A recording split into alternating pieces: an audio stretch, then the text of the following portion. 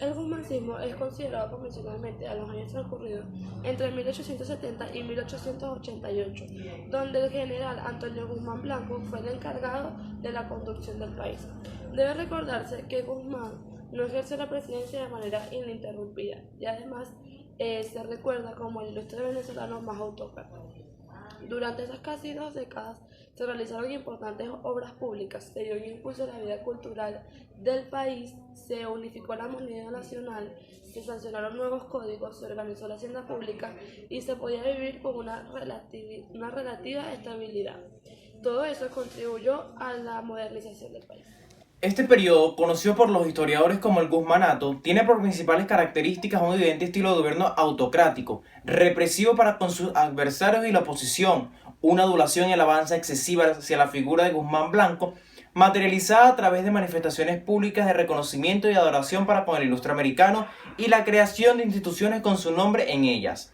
También fueron notorios los cambios de nombres que sufrieron estados, parques y demás lugares rebautizándolos en su honor.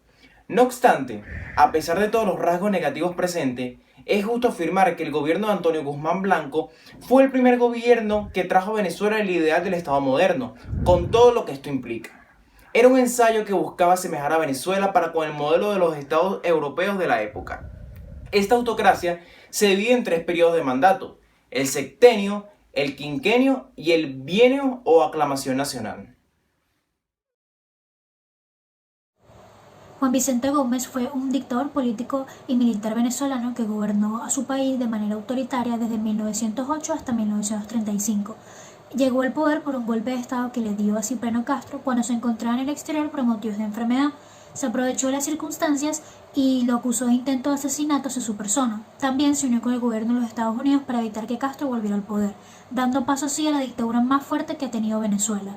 Su gobierno se caracterizó no solo por la toma del Congreso, sino por la mano dura contra la oposición mediante cadenas de exilio, cárcel y trabajos forzosos en la construcción de carreteras. Es decir, las torturas fueron una parte muy grande de su dictadura.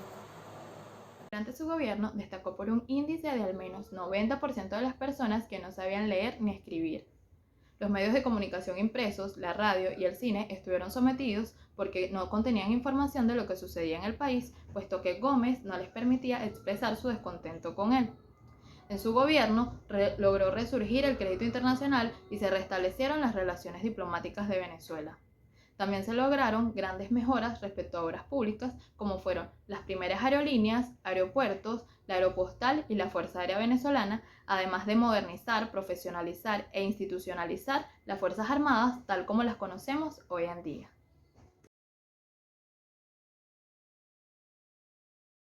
Mi nombre es Daniel Salgado y les vengo a comentar un poco acerca de la época de los andinos al poder. Esta época tuvo un personaje muy importante que fue el tachirense Cipriano Castro, que tomó el poder saliendo de Colombia al mandato de 60 hombres y llegando a Caracas el 22 de octubre de 1899 tras librar varios combates que se dio a conocer como la Revolución Restauradora.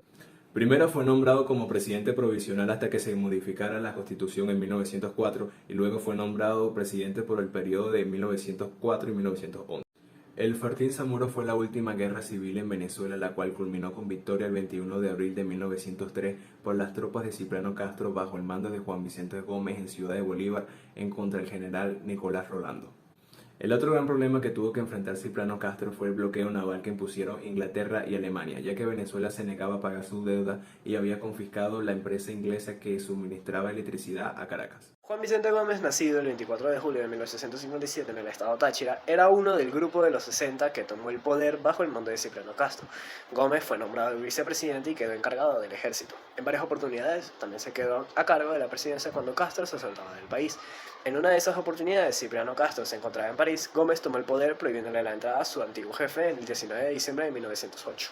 Habían consumado un golpe de estado que lo mantendría en el poder 27 años hasta su muerte en diciembre de 1965. Este se mostró totalmente respetuoso a la Constitución y sus leyes, promovió la reconciliación nacional, permitió el regreso de exiliados y liberó a los presos políticos. Todos los críticos y enemigos fueron reprimidos brutalmente, solo los más afortunados lograban el destierro, es decir, que eran enviados fuera del país.